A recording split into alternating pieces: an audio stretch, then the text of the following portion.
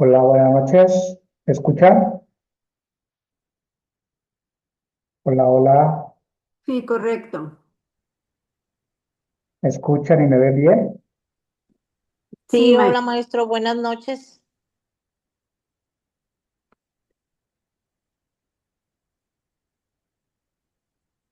A ver, preséntense por favor, su nombre, de qué ciudad, de qué lugar se están conectando. Hola, buenas noches. Soy Patricia Campos de Monterrey. Bienvenida, Pati. Estoy en Mérida ahorita, pero soy de Monterrey. Bienvenida. Buenas noches. Mi nombre es Josefa Sepúlveda, también acá del área metropolitana de Monterrey. Muy bien, bienvenida, Josefa.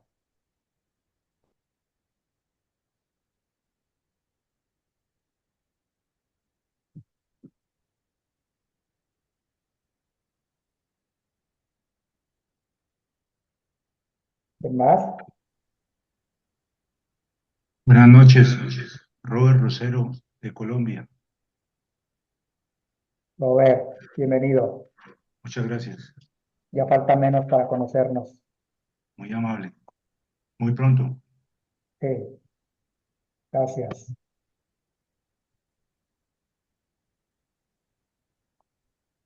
Ujú. ¿Quién más?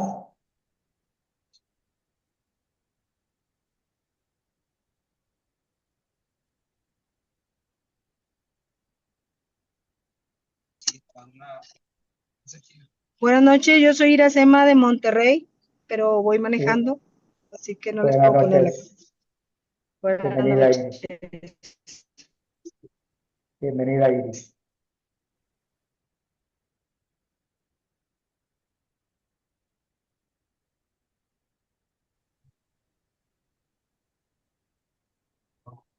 Alicia, ¿de dónde eres? Ángeles. Omar de Saltillo, ¿verdad, Omar? ¿Puedes hablar? Denise, Hola, buenas noches, sí, de Saltillo. Saludos. bienvenido, saludos. Noemí, Noé, Hola, buenas noches. Soy Yo, Noelia mamá, de, contame. Ay, perdón. ¿sí? ¿Quién está hablando? ¿Noemí? Noelia de Argentina. Buenas Noelia. noches. Buenas noches. Gracias por acompañarnos. Al contrario. Noemí de Guadalajara.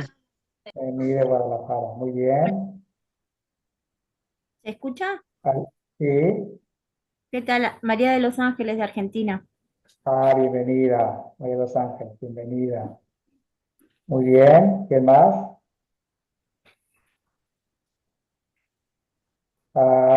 Alicia, no te escuchamos. Tienes tu Denise de Oaxaca. Tienes tu micrófono apagado, Alicia. Alicia Méndez.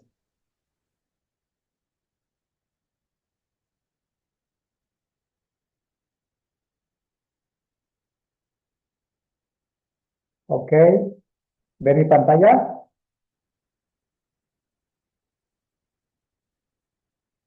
Sí, Sí. Sí, Muy bien. Entonces tengan a la mano cuaderno y lapicero, como siempre les pido, para que anoten sus comentarios que vayan surgiendo a lo largo de mi exposición, las preguntas que vayan surgiendo, ujú, y también las experiencias que ustedes han tenido a través de la auriculoterapia. El día de hoy yo voy a hablar de un tema, creo que importante, que a la mayoría nos interesa, razón por la cual estamos aquí, eh, que es hablar de cómo el sistema nervioso eh, queda impactado debido a los traumas que experimentamos en los primeros meses y años de vida. Entonces, primero las, voy a exponer qué es el trauma, qué es la memoria, qué es la amnesia, cómo nosotros aprendemos a olvidar o a disociar, ajá, a, las experiencias dolorosas para poder subsistir. Y luego de esto voy a entrar a hablar del sistema nervioso, qué áreas del sistema nervioso central son las más sensibles al dolor psicológico y el sistema nervioso autónomo. ¿Qué pasa con el sistema nervioso autónomo? Y luego voy a hablar de cómo la auriculoterapia puede ayudar a que los pacientes tengan mayor capacidad, mayor fortaleza psicológica, ¿sí? Vamos a hablar de la resiliencia. Pues mi nombre es Santiago Ulloa, de formación soy psicólogo, pero desde hace años me dedico a la auriculoterapia, tengo mi consultorio, también he estudiado acupuntura y también fotobiomodulación. Actualmente, además de dar consulta, me gusta dar cursos presenciales y en línea, tanto de auriculoterapia como de láser terapia. Y no sé cuándo sea la próxima fecha, pero quisiera que le diéramos continuidad a este tema, porque la clase pasada hablamos del nervio vago. Hoy vamos a hablar otra vez del nervio vago, pero quisiera proponerles que además de que podemos estimular el nervio vago a través de la oreja, quisiera compartirles otra modalidad de estimulación a base de luz de baja intensidad, es decir, con fotobiomodulación.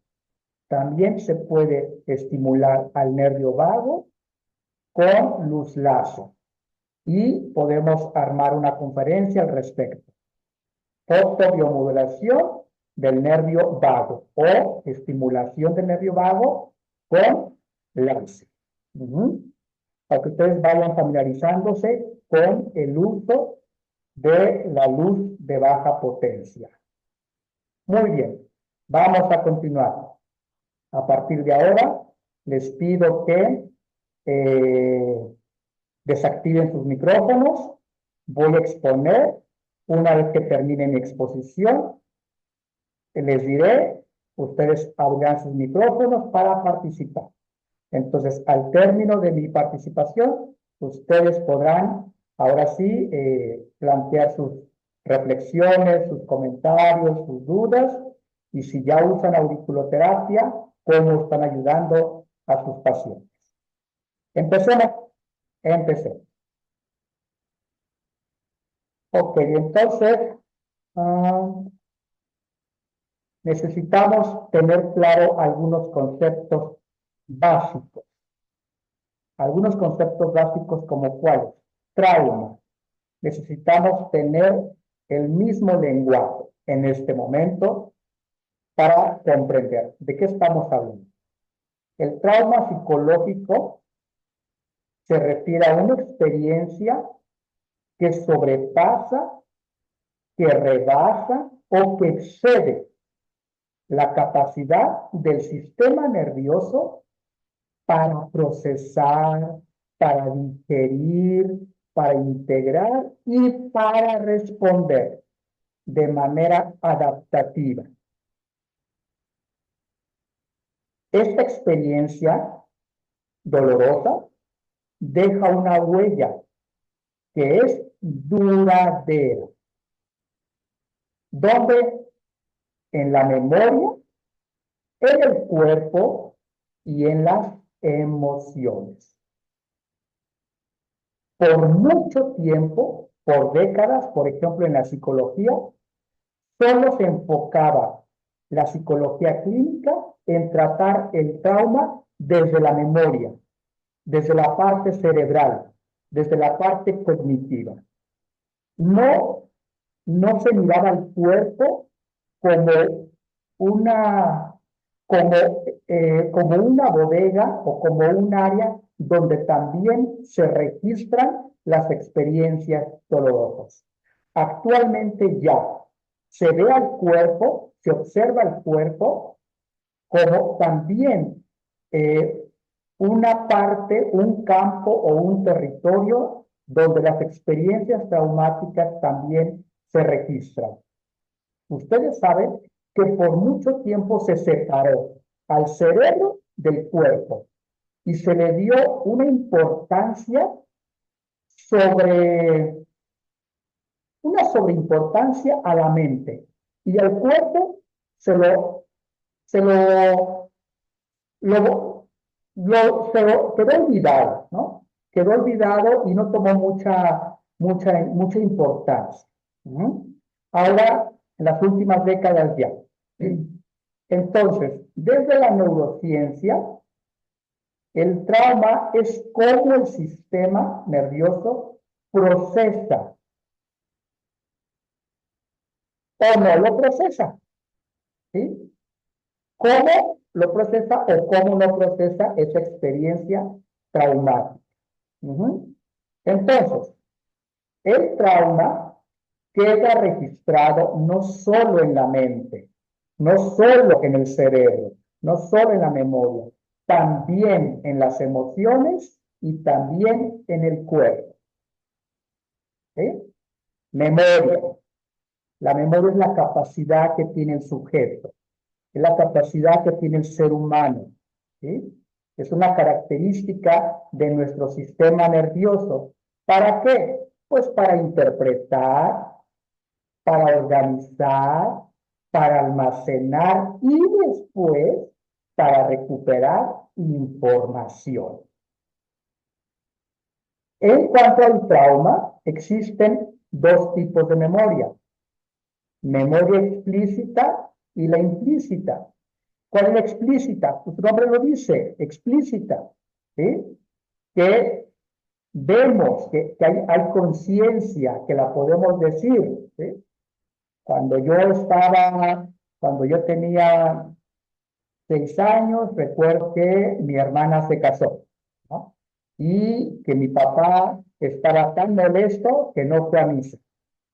Y recuerdo que esa noche, ese día, dieron de comer tal cosa, hubo baile y hubo conflicto, hubo pelea. ¿Eh? Eso es una memoria explícita. Hay consciente. Yo puedo verbalizar, puedo nombrar lo que ocurrió. Y la implícita es más emocional, es más del cuerpo, es más de sensaciones, es más de sentimientos. Las experiencias se graban en el cuerpo como sensaciones, olores, sonidos, expresiones. Y no necesariamente se puede recordar y no necesariamente se puede nombrar, ¿sí? Recuerdo que algo me pasó, pero no sé la edad, no sé en qué año fue,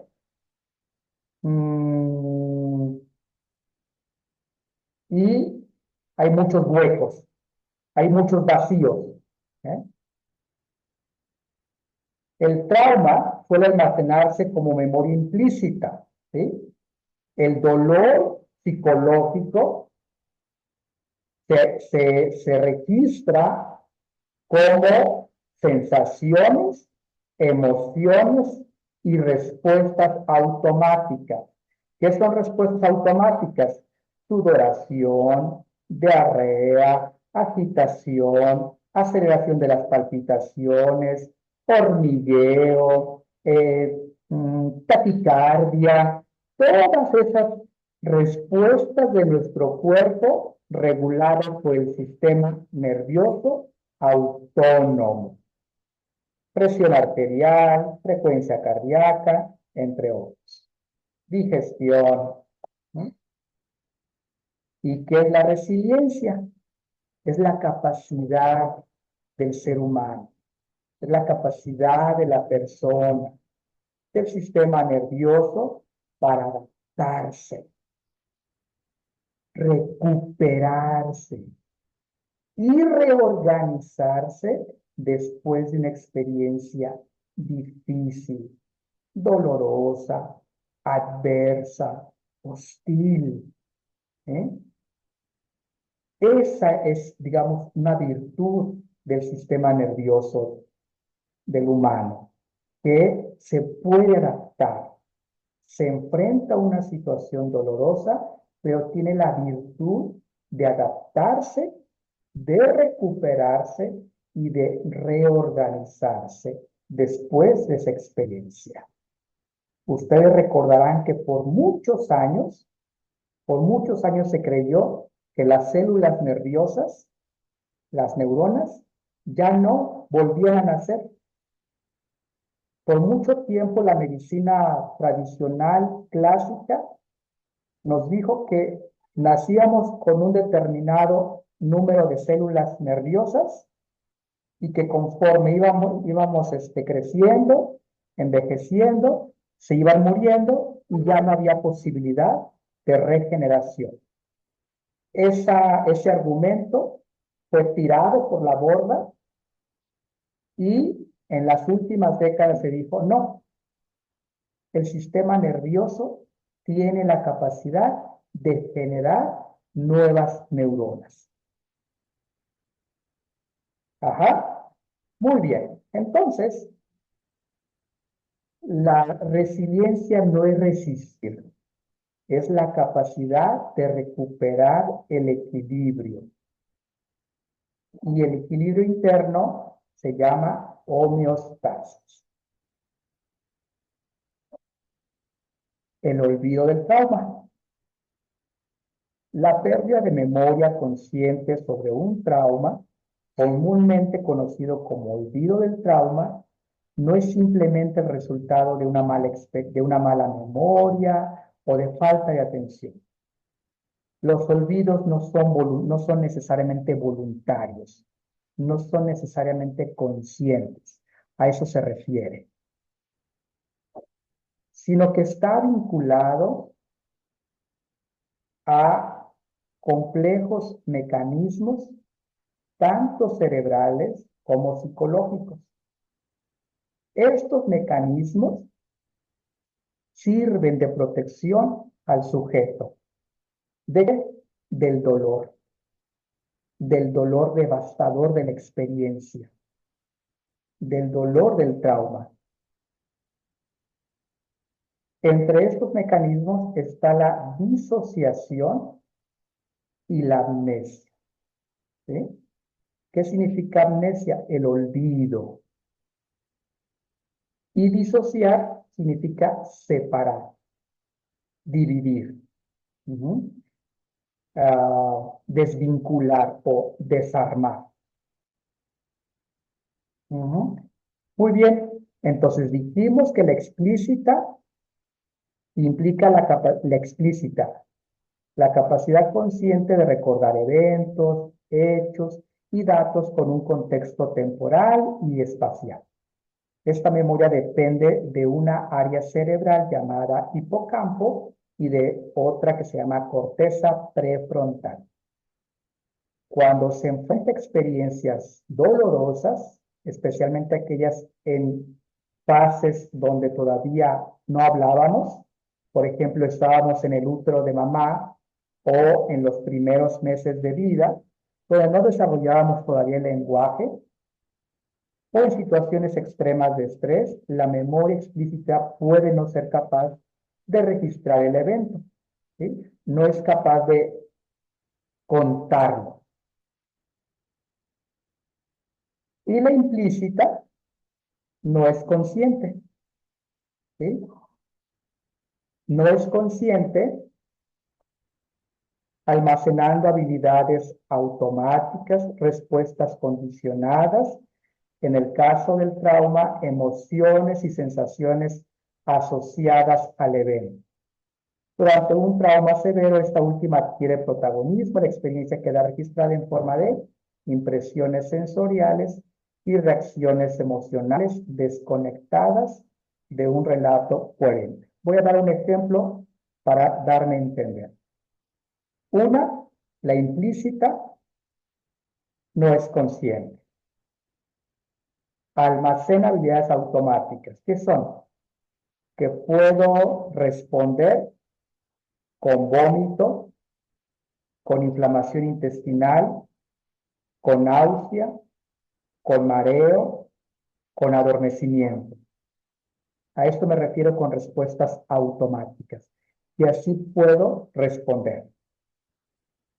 No lo sé, pero así respondo. ¿Sí? Me mareo. Me causa diarrea. Me causa indigestión. De la nada tengo constipación. De la nada, me puedo inflamar del intestino, por ejemplo, ¿no? O me estriño. A eso se refiere con respuestas condicionadas y automáticas. Ajá. Y dice, hay emociones y sensaciones corporales. Frío, calor, entumecimiento, más lo que ya dije. Y dice, reacciones emocionales desconectadas de algo. De la nada puedo sentirme muy vulnerable y no sé por qué. Puedo sentirme muy triste y no sé por qué. Puedo tener episodios de ansiedad y no sé por qué. Puedo sentir angustia y no sé por qué. Puedo sentir desesperación, miedo y no sé por qué. A eso se refiere. Entonces, es una experiencia dura, severa, intensa, puede no integrarse como recuerdo narrativo, pero sí dejar huella en el cuerpo, sí dejar huella en el cuerpo y que el cuerpo la recuerda. Entonces, no sé ustedes, pero por mucho tiempo se usaba esta expresión de el tiempo lo cura todo. O ya con el tiempo va a pasar. O ya con el tiempo lo vas a olvidar. Pues no. El dolor psicológico no necesariamente se supera o se alivia a través del tiempo. El cuerpo lo registra y si no se trabaja, después aparece con reacciones emocionales que no tienen que ver con el presente. Muy bien. Se ha observado que durante un trauma extremo, el cerebro puede grabar el patrón de reacción de lucha, huida o congelamiento en forma de huella. De este modo, aun si la persona no logra decir lo que pasó, su cuerpo puede reaccionar automáticamente ante ciertos estímulos de forma similar como lo hizo durante el evento traumático. Yo me expongo, vamos a suponer, frente a una situación adversa o amenazante, puedo tener tres respuestas. Confrontar, pelear, dos, huir, escapar, y tres, congelarme, quedarme bloqueado. Quedarme en el lugar, vivir la experiencia traumática, pero en un estado de congelamiento, donde me desconecto de mi cuerpo y no siento la experiencia, no siento el dolor de esa experiencia dolorosa.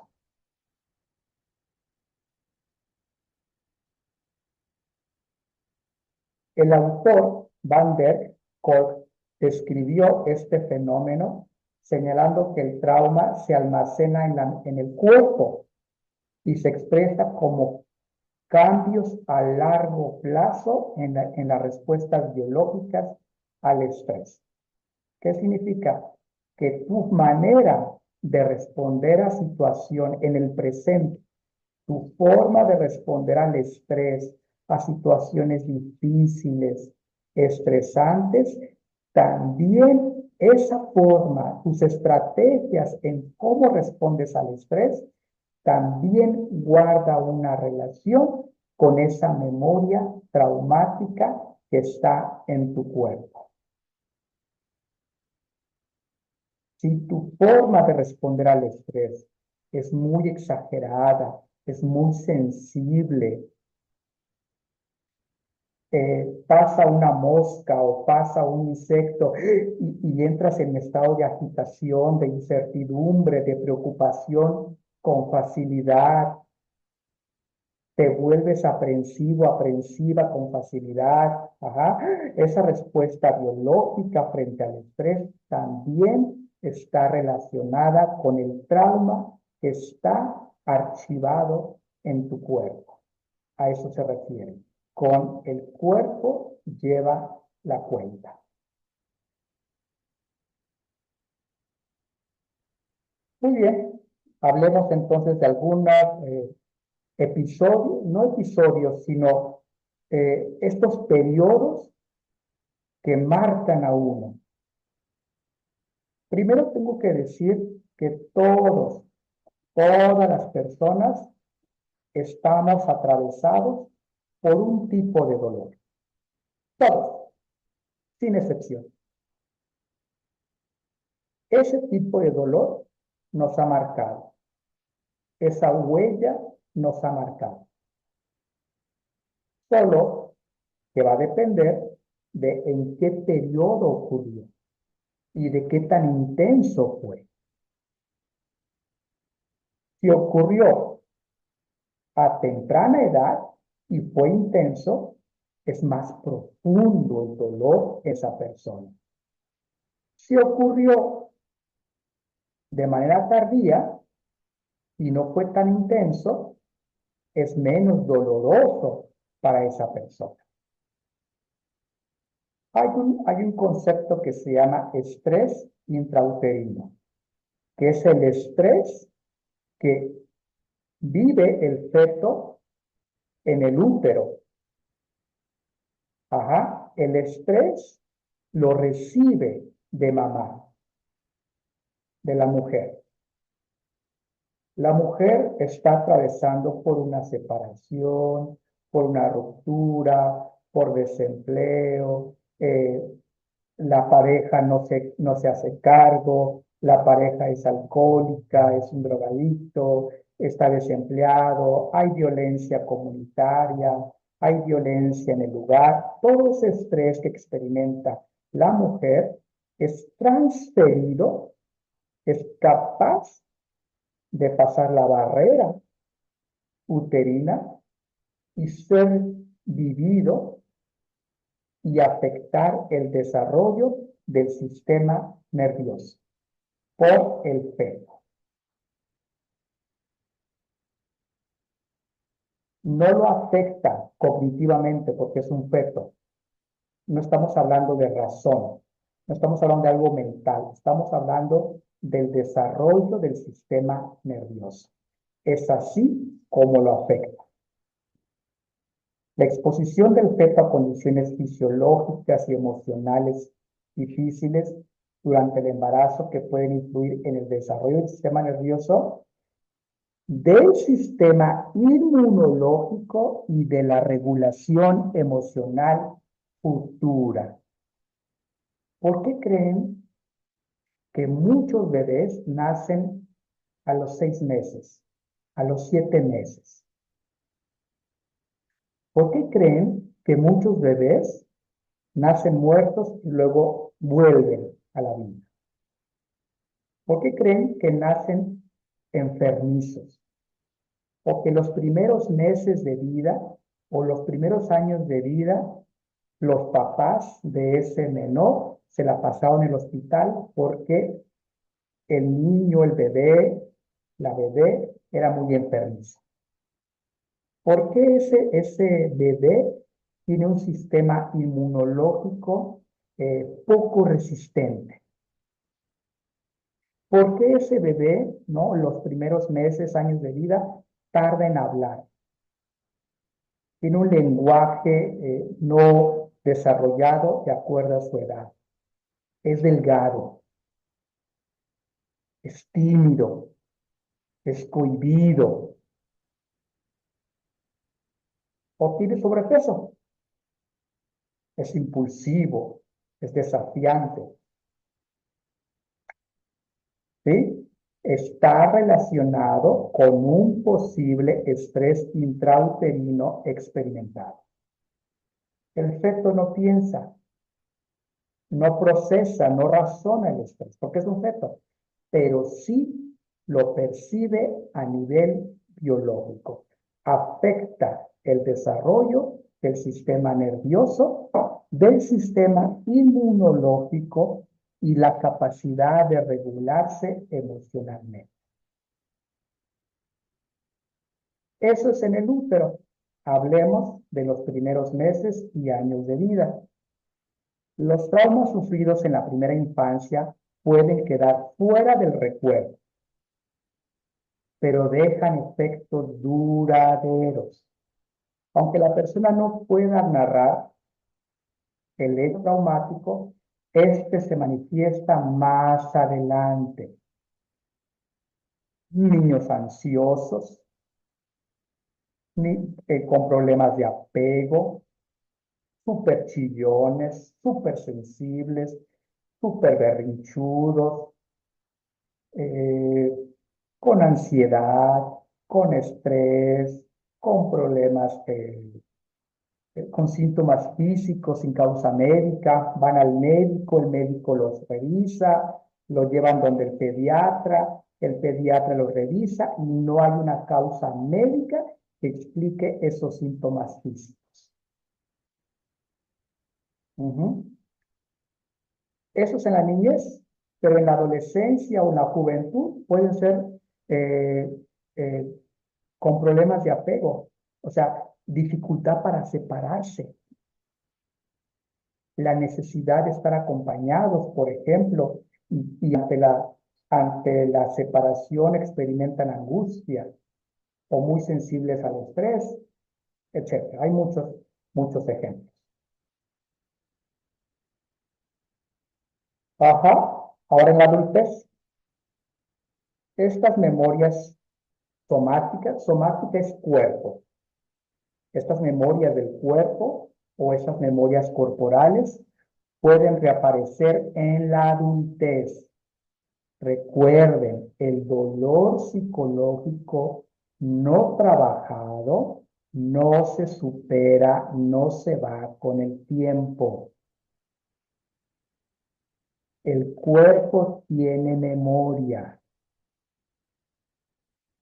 y puede reaparecer en la vida adulta. Así tengas 40, 50, 60 años, puedes tener respuestas infantiles, respuestas inmaduras, puedes tener cierto tipo de relaciones, de dolor, pero que están relacionadas con ese trauma que no has trabajado. Como sensaciones corporales inexplicables, no sabes por qué ocurren. Pánico o relaciones disfuncionales. Yo he atendido pacientes que me buscan para auriculoterapia, para laserterapia, mujeres u hombres de 40, de 50, 60 años, con un discurso de victimismo.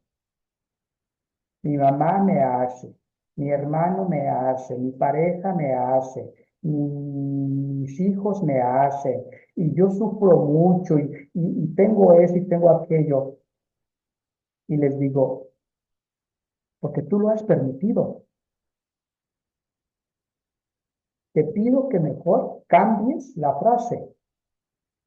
Me pasa esto porque hasta este momento yo he permitido esto.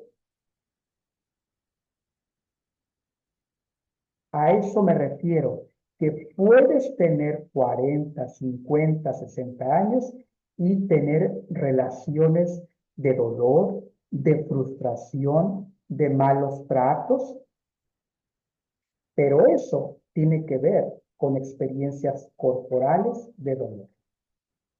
En etapas posteriores, la mente puede bloquear recuerdos traumáticos mediante la disociación. ¿Qué es disociación? Separar, desvincular, desarmar. Como una amnesia protectora, haciendo que ciertos estímulos activen reacciones intensas sin que la persona sepa por qué. El estímulo de un olor, de un perfume, me puede generar tristeza. El olor de una comida me puede generar angustia. La separación me puede generar miedo intenso. A eso se refiere.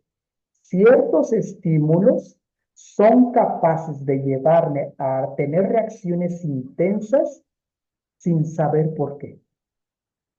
Me voy a cambiar de casa, me voy a cambiar de ciudad, me voy a cambiar de trabajo. No estoy contento en este trabajo, no estoy contento en esta casa, no estoy contento con esta relación, pero no me voy. No me voy. Me quedo aquí. ¿Sí? No me animo, no me aviento. A eso se refiere. Que puedo tener respuestas o reacciones intensas. Por ejemplo, una experiencia traumática que me haya pasado a los 6 años y en ese momento era de noche, había un árbol de mangos y no sé, por ejemplo. Y a la fecha no sé por qué me da asco el mango. Y a la fecha no sé por qué tal olor me causa repulsión. O tal alimento me causa alergia. O no puedo digerir algo. O llega la noche y me genera angustia. A eso se refiere. ¿Sí? Que esos estímulos se quedan guardados de esa manera. Y aunque la mente no lo recuerde, el cuerpo sí. El trauma no integrado reaparece con síntomas físicos y emocionales que no tienen que ver con el presente. Hasta aquí, ¿me estoy dando a entender? ¿Me están siguiendo? ¿Estoy siendo claro? Sí, Sí, sí. está Perfecto. bien. Maestro, está claro. Muy bien. Ahora sí, entremos a la base neurobiológica. ¿Cómo se altera, cómo impacta el trauma al sistema nervioso? Ese es el tema que nos convoca. Explorar, comprender, reafirmar conocimiento sobre qué pasa con el sistema nervioso por impacto del trauma. ¿Sí? Estudios neurobiológicos indican que durante eventos traumáticos, dolorosos, la sobrecarga de cortisol, o sea, un exceso de cortisol, ¿qué es el cortisol? Una hormona que se libera principalmente por las glándulas adrenales para funcionar. Tiene muchas funciones. Activarnos, despertarnos, estar conscientes, estar despiertos, etc. Pero cuando hay una liberación exagerada, puede inhibir al hipocampo. ¿Sí? El hipocampo es un área cerebral donde se almacena la memoria de largo tiempo. Y activa la amígdala. La amígdala cerebral es el área emocional, donde se activa el miedo, se activa la angustia, se activa la vergüenza, se activa el asco, se activa la rabia, fragmentando el recuerdo. Entonces, resumo, el exceso de cortisol liberado por una situación traumática, lo que va a hacer es afectar al hipocampo y a la amígdala.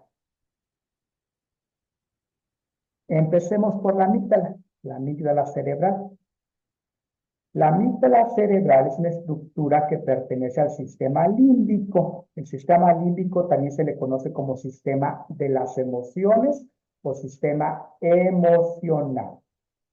Es especializada en identificar, gracias a ella, identificamos amenazas y se activan respuestas de supervivencia.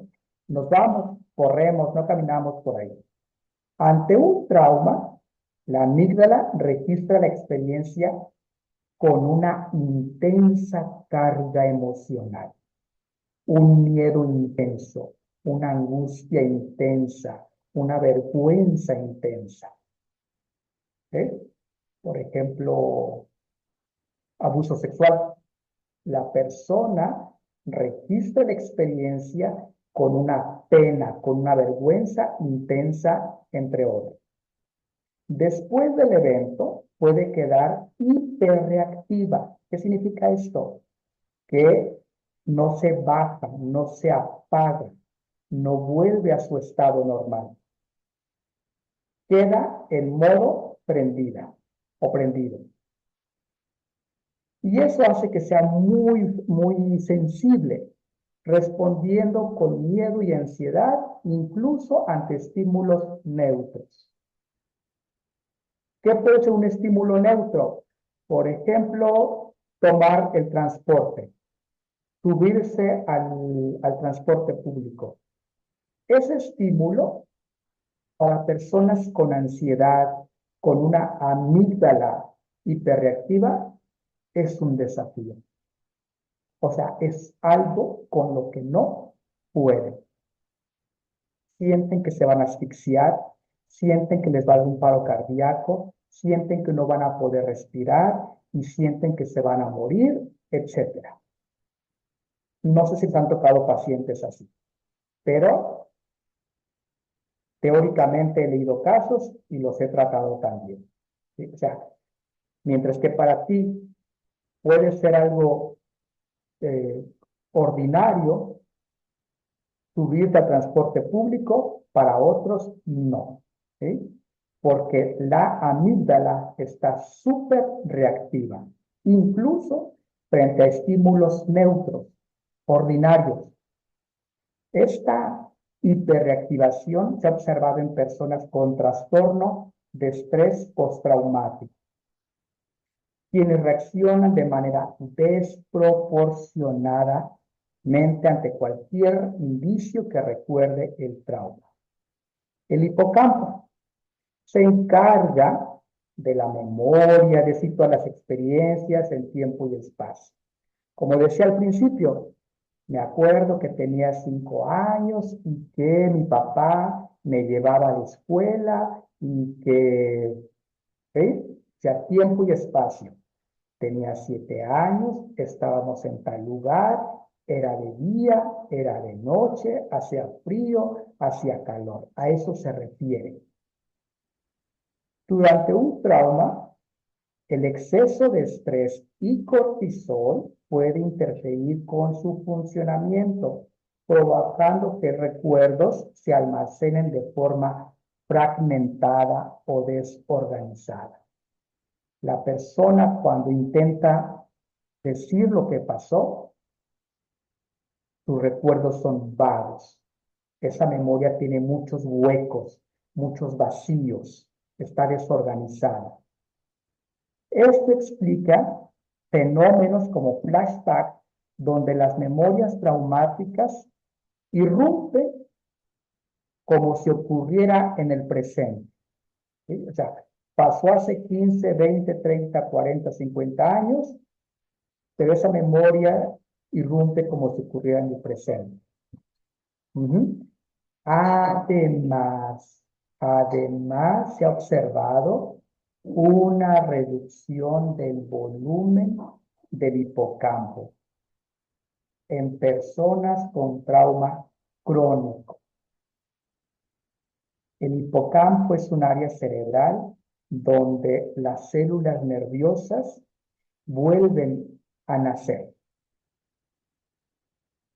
Entonces, esto significa que una persona con un trauma crónico va a tener serios problemas cognitivos, serios problemas de recordar, de aprender.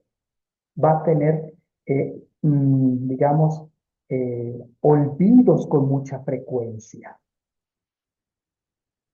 ¿Por qué? Porque la posibilidad de que esas neuronas nazcan nuevas neuronas, se generen nuevas sinapsis, se generen nuevas comunicaciones neuronales, se generen nuevos circuitos neuronales, esa está comprometido. Ya es una posibilidad pobre, deficiente. Y tenemos la corteza prefrontal. Muchas veces les he compartido que la corteza prefrontal está aquí justo en la frente, está dentro del lóbulo frontal y es el regulador emocional. ¿Por qué emocional? Porque controla, mete freno a los impulsos, a los deseos, a las emociones, regula la angustia, regula el miedo, regula la vergüenza, regula la rabia, regula el enojo. Pero se desregula bajo estrés traumático. ¿Qué pasa?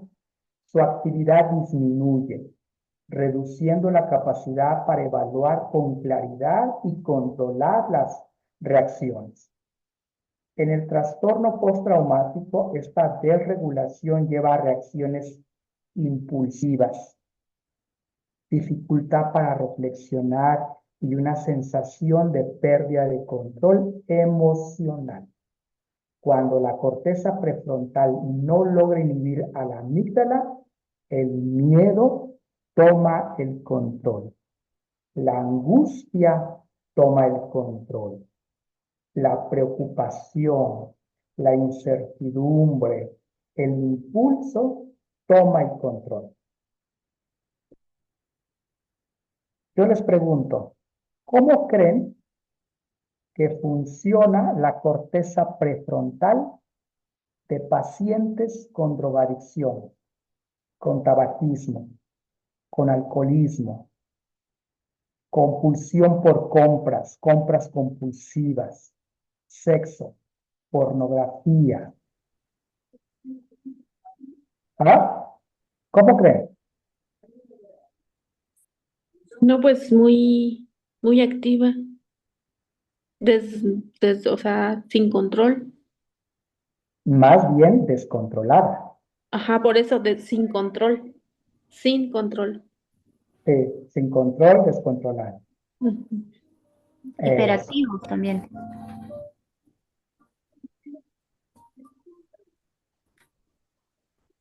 Está muy sensible, ¿sí? Pero no está fortalecida, no está tonificada. Y al no estar fortalecida, Sí, tiene poco poder o tiene poca influencia sobre otras áreas cerebrales, especialmente sobre la amígdala, ¿sí? está bien. Pero Entonces, la persona que tiene adicciones como alcohol o drogas, afecta esa parte directamente, la droga y el alcohol. La va debilitando, digamos. afecta muchas áreas cerebrales, pero una área cerebral afectada va a ser la corteza prefrontal. ¿Eh? Entonces, esta área se vuelve débil, se vuelve disminuida, y entonces quien se va apropiando, quien va a tomar el control, va a ser el impulso, el deseo, la rabia, la ira, sentimientos de venganza, ¿sí? O sea, puedo ser muy reactivo, puedo ser muy impulsivo. Ujú. ¿Por qué? Porque esta área cerebral está disminuida, está descontrolada o está desregulada. ¿Sí? Muy bien. Finalmente, hablemos de la otra parte del sistema nervioso, que es el sistema nervioso autónomo. Frente a situaciones traumáticas, frente al dolor psicológico, se activa el sistema nervioso simpático, que es el que activa el mecanismo, el que activa la respuesta de lucha, huida o congelamiento. Y el parasimpático, que es el que lleva el cuerpo al descanso, a la recuperación. Ajá. Este se vuelve disminuido en su funcionamiento. Entonces, ¿qué pasa?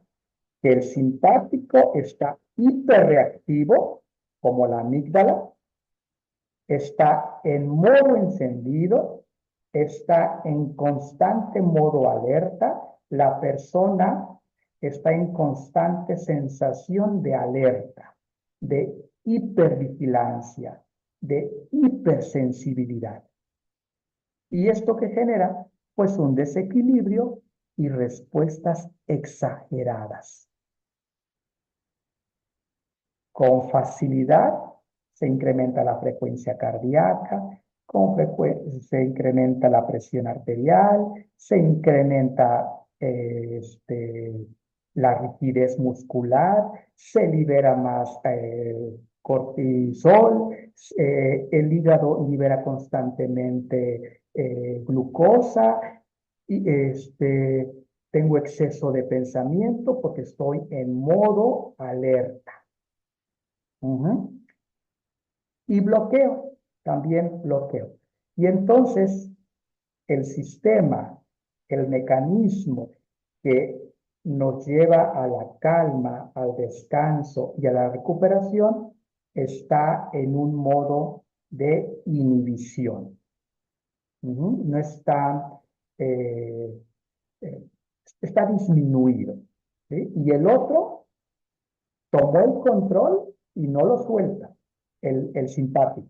No lo suelta y entonces hay un desequilibrio en las funciones automáticas y en cómo respondemos al estrés. ¿Cómo? De manera exagerada. Muy bien. ¿Y qué tiene que ver el nervio vago? Pues el nervio vago, como hemos platicado en otras clases, es el principal nervio parasimpático. Es el quinto nervio craneal. De los nervios craneales es el más grande, el más extenso, que sale del tronco encefálico y llega hasta los intestinos. Es más, se dice que también llega hasta la vejiga. El nervio vago es clave porque regula el sistema nervioso autónomo, es decir, nos calma, nos tranquiliza, regula el sistema inmunológico, regula la respuesta a la inflamación, regula al sistema digestivo. Conecta, es la principal autopista que conecta al cerebro con el cuerpo. Casi todos los órganos vitales están conectados al cerebro vía el nervio vago. Y en cuanto al trauma, pues puede haber bajo tono vagal, lo que implica dificultad para autorregularse. ¿Qué significa?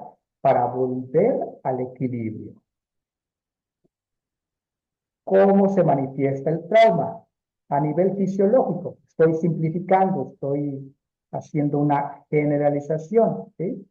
tensión muscular, fatiga, alteraciones digestivas y dolor. En el área psicoafectiva, ansiedad, miedo, irritabilidad, depresión. A nivel cognitivo, dificultad para concentrarse y pensamientos automáticos repetitivos. Personas con exceso de pensamiento, con mucha rumiación mental, sobrepensando. Cuando les preguntamos en la primera sesión, cuéntame, ¿tienes dificultades para dormir? ¿Te llegas a despertar en la noche? Sí. Estoy sobrepensando. Piense y piense. ¿Sobre qué piensas? Sobre mi salud, sobre la salud de mis hijos, sobre la salud de mi familia, salud de mis padres, sobre el trabajo, sobre el dinero. ¿Tus pensamientos son sobre el futuro? Sí. ¿En relación a ti? Sí. ¿O en relación a alguien más? Pensamientos anticipados, pensamientos catastróficos, repetitivos. Y a nivel neurológico, migraña, insomnio. ¿Cómo puede ayudar la auriculoterapia? Fácil y sencillo. Si ustedes pudieron ver la clase anterior o ya son alumnas mías, pues saben que la técnica es valiosa porque actúa directamente sobre sistema nervioso, sistema endocrino, sistema digestivo y sistema inmunológico. ¿Y por qué, Santiago? ¿Por qué es que actúa directamente sobre estos sistemas? Por la simple razón que la oreja está inervada principalmente por los siguientes nervios: vago, trigémino, facial, occipital menor y nervio auricular mayor. Y el nervio trigémino y el nervio vago nacen en el tallo cerebral. Ahí, en el tronco encefálico, tienen núcleos de donde salen estos nervios. Y la señal que aplicas en la oreja llega a ese núcleo y de ahí se dispersa, se va a otras áreas cerebrales. Y lo mismo pasa cuando estimulamos al nervio trigémino. El nervio occipital menor y el nervio auricular mayor son nervios que nacen en las cervicales. Son nervios cervicales. Y los otros son craneales. La regulación del sistema nervioso estimula mecanismos de acción en trauma. Entonces, estimular al nervio vago, a la rama que está en la oreja, ¿sí?, va a regular el sistema nervioso. Y esto va a aumentar el tono parasimpático. Decía, el parasimpático está disminuido, está débil, no está trabajando de manera adecuada. Cuando tonificamos la rama del nervio vago, estimulamos o tonificamos al sistema nervioso parasimpático. ¿Por qué? Porque es el principal nervio parasimpático. Y allí, en el núcleo, en el tallo cerebral, están las salidas del nervio, del sistema nervioso simpático y del parasimpático. ¿Y qué va a hacer? Que va a reducir el estado de alerta constante. Va a disminuir la hiperactivación emocional, ¿sí? Es decir, modula la actividad de la amígdala ya no va a estar tan sensible, tan reactiva.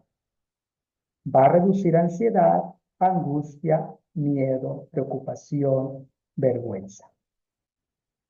Y en cuanto a estrés y ansiedad, pues por todo lo que dijimos, tiene que disminuir.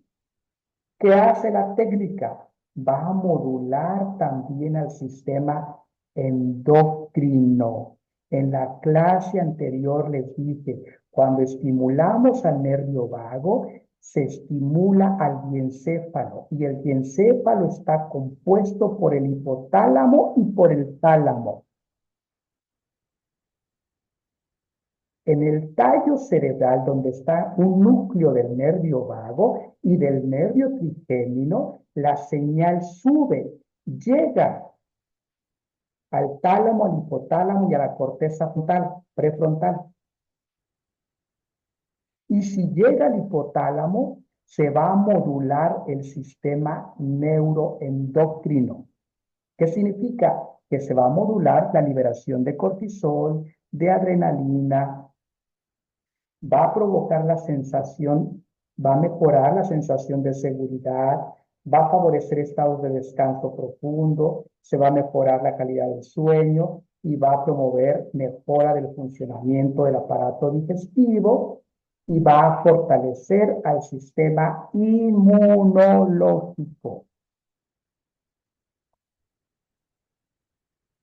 Además, impacta en la resiliencia.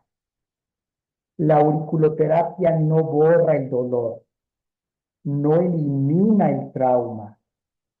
Una persona con un dolor significativo, con un trauma psicológico significativo, necesita acompañamiento psicoterapéutico. Pero la auriculoterapia puede ayudar mejorando la capacidad del sistema nervioso para responder a situaciones desafiantes, adversas. Esto permite que la persona se sienta más estable emocionalmente, tenga mayor regulación fisiológica y mayor claridad mental. Hace poco vi a una paciente que ha sido muy comprometida en su tratamiento, no vive aquí en Morelia, hace todo el esfuerzo por venir, hay veces que no puede, pero es una persona que busca la forma de venir a su terapia. Llegó súper vulnerable. Su sistema nervioso central y autónomo estaban desregulados. Yo me quedé muy preocupado por el nivel de estrés, por el nivel de ansiedad, y ha sido constante en sus terapias, y cada que le veo me sigue contando problemas y me sigue, como todos, sigue lidiando con problemas. Pero te digo, ¿te das cuenta que ya no respondes igual? Que ya no respondes con llanto, que ya no te sientes rebasada, que ya no te sientes abrumada. Te das cuenta que tienes claridad mental, te das cuenta que te enfocas en solucionar en lugar de volverte en un estado de incapacidad, de no puedo, ¿qué voy a hacer? ¿Y cómo le voy a hacer? Y el mundo me va a caer encima, y soy muy chiquita, y no voy a poder, y soy insuficiente, pero sigues teniendo problemas, sigues teniendo dificultades, pero ya no te da diarrea, ya no te estriñes, ya no tienes ese dolor en el estómago, ya puedes dormir mejor, ya puedes tener claridad mental para tomar decisiones. Ya no me cuentas tus experiencias con llanto, donde ni podías hablar porque la emoción te rebasaba. No estoy diciendo que no le duele, estoy diciendo que la persona tiene mayor regulación emocional, tiene mayor estabilidad emocional y mayor regulación fisiológica. Ya no le impacta el estrés en todos estos sistemas, como hace un año, 6 meses, no recuerdo, que la empecé a tratar, respondía, ¿sí? Un sistema digestivo súper sensible al menor problema, acidez estomacal, dolor estomacal, diarrea, estreñimiento, inapetencia, alteraciones hormonales, etcétera. Entonces, la auriculoterapia no borra el trauma, pero sí ayuda a incrementar la capacidad del sistema nervioso para responder. Sí ayuda mucho. Y si una persona requiere de tratamiento psicológico, nosotros tenemos que decirle, además de la auriculoterapia, necesitas atención psicoterapéutica para que salgas más rápido, porque hay un dolor en ti que necesita ser tratado con un psicólogo, con una psicóloga. Pero la auriculoterapia complementa maravillosamente bien. ¿Por qué? Porque actúa a nivel del sistema nervioso, a nivel del sistema endocrino y en consecuencia digestivo, inmunológico. Cuando yo estoy atravesando por una situación psicológica que me tiene inestable, me aplico auriculoterapia, me aplico láser terapia. Yo sé que si necesito atención psicológica, busco atención psicológica. Pero si sé que solo en ese momento necesito ponerme auriculoterapia, me pongo auriculoterapia. Y como cuento con láser, pues me coloco láser también. Porque láser con auriculoterapia, combinar la terapia con auri es maravilloso. ¿Sí? Por eso yo constantemente le digo a las personas que están aquí en Morelia, vengan, practiquen, y además de practicar nos ponemos, tú me pones a mí y yo te pongo a ti, porque vamos a incrementar la capacidad del sistema nervioso. ¿Sí? Resumidas cuentas, estimular, para resumir, estimulas la oreja, esta estimulación viaja a través del nervio vago, del nervio trigémino, del nervio occipital, del nervio auricular mayor o del nervio facial, dependiendo de qué región estás estimulando. Y viaja esa señal aferente vía estos nervios. Unos llegan a la región cervical, a la médula espinal, y otros llegan al tronco encefálico, al tallo cerebral.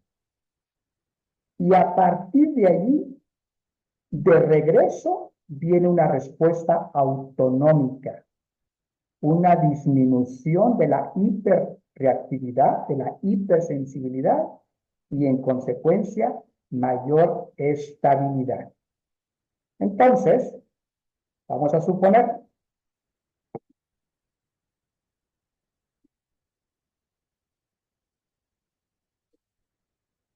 ¿ver ahí mi oreja? ¿La ven? Sí, sí se ve. Entonces, tú vas a estimular, ajá, tú estimulas un punto en una región, ¿sí? Para eso hay que estudiar en qué región pasa el nervio vago, en qué región pasa el nervio trigémino, en qué región pasa el nervio occipital menor y en qué región pasa el facial. Vamos a suponer, yo estimulo aquí. ¿Ahí ven? ¿Se ve? Sí, sí se ve. Ok. Yo estoy estimulando ahí con láser terapéutico. Esa estimulación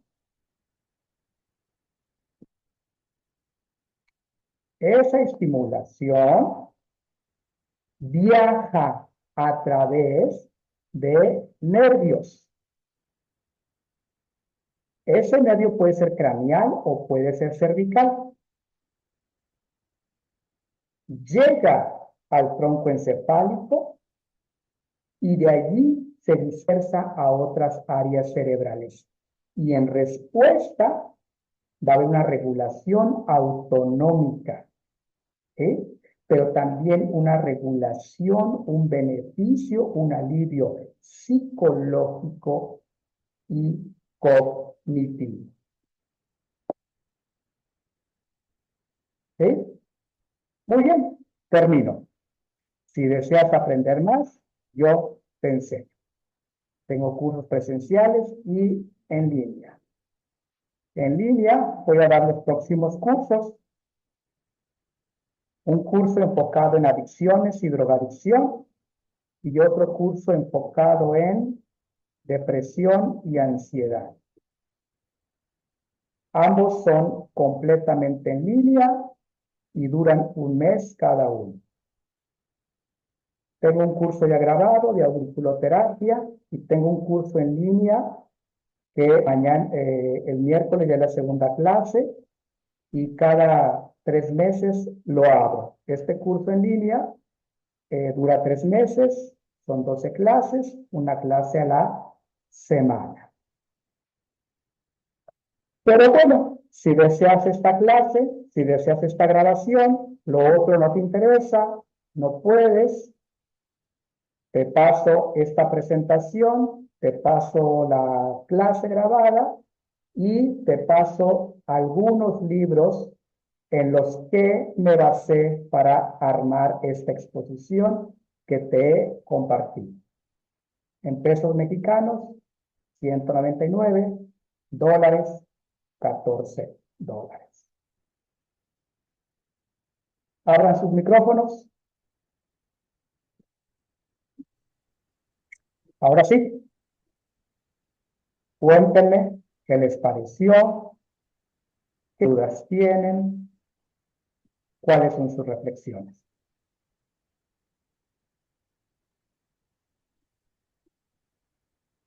A ver, abran su micrófono o levanten la mano.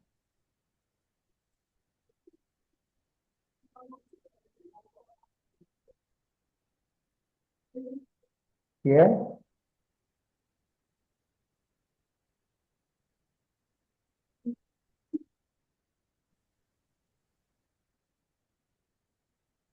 ¿Nadie? A ver, Honor.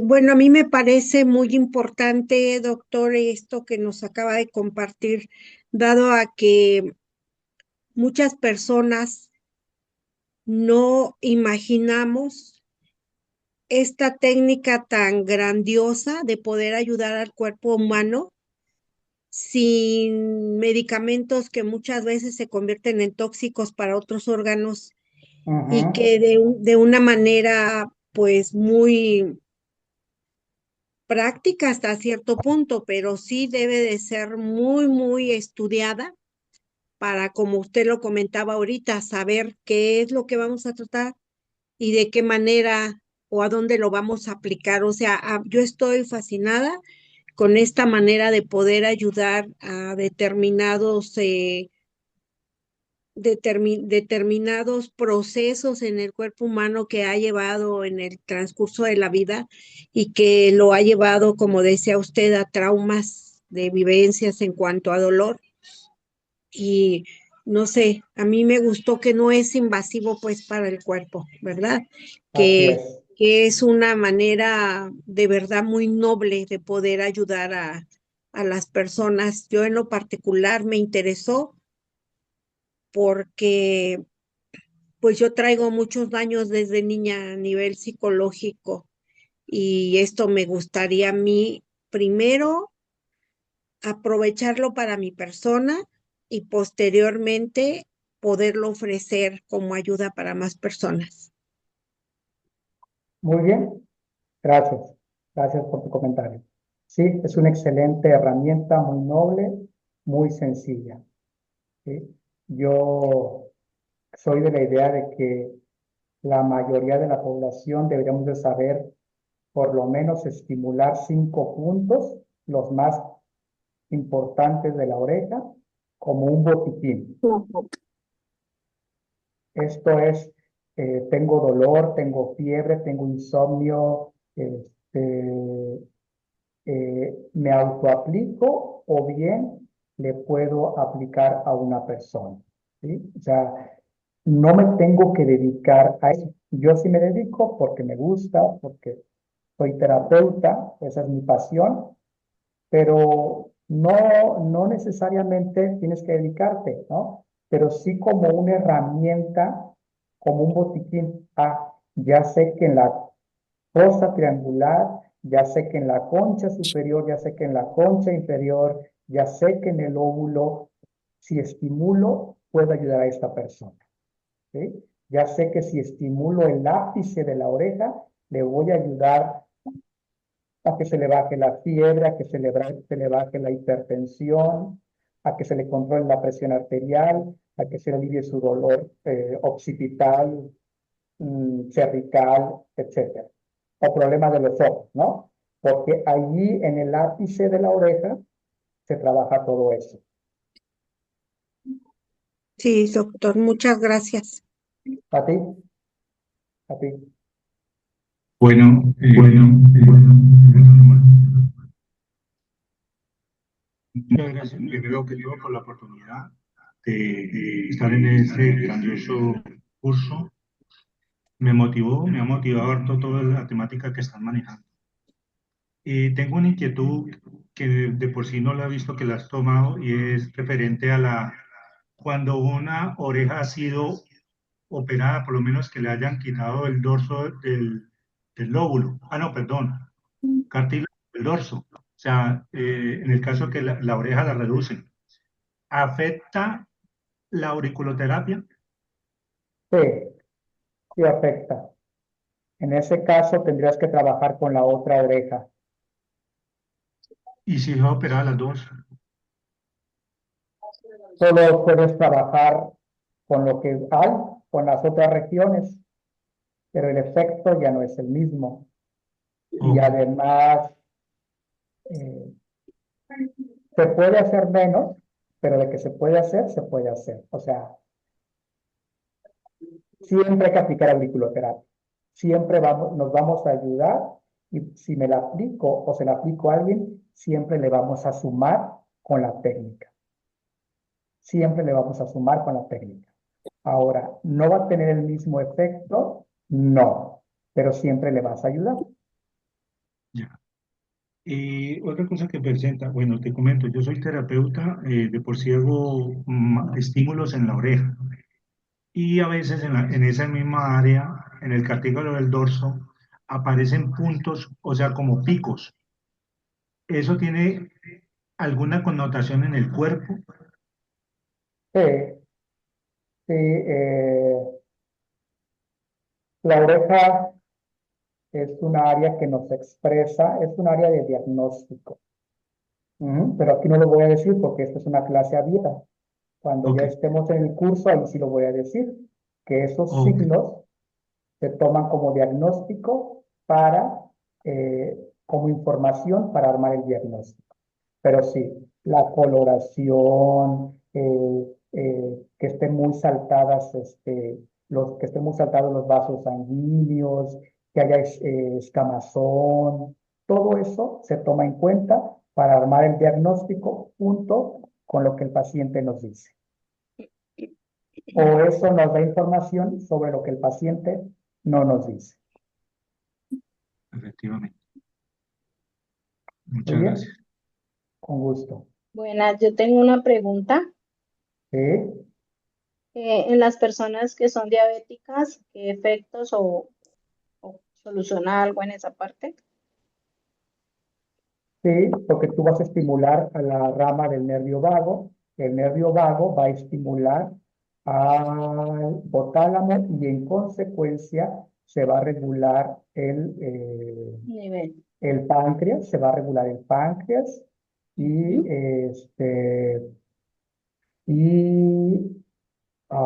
glándulas endocrinas. Ok. Entonces, si tú estimulas la rama del nervio vago, sí, por supuesto, claro que sí. Bien. Y el punto de páncreas está justo en la región donde pasa el nervio vago. Vale, Sí, muchas gracias. sí. A ver, chicas que han sido mis alumnas que han trabajado con personas con diabetes. ¿Sí o no les han ayudado? De entrada, a personas con resistencia a la insulina, ¿no? Sí. Una manifestación de la resistencia a la insulina es que tenemos antojos por lo dulce. Cuando estimulamos el punto de páncreas que está en la región por donde pasa el nervio vago, disminuye significativamente desde la primera sesión los antojos por lo dulce, ¿sí o no? A ver, chicas. Sí. Sí, yo, Santiago, he trabajado con personas con resistencia a la insulina y sí, efectivamente, me han comentado que ha disminuido los antojos por lo dulce, por el pan, por la compulsión a seguir comiendo en la noche, sobre todo los Exacto. antojos. Con diabetes aún no he trabajado, pero me imagino que ha de ser algo similar. Sí, se controla la glucosa. Se Ajá. controla la glucosa, por supuesto que sí. Una pregunta, Santiago, referente a eso de los diabéticos. Me llegó hoy una persona que tiene un hermano que tiene unos picos de glucosa, pues descontrolada, está descontrolada y que tiene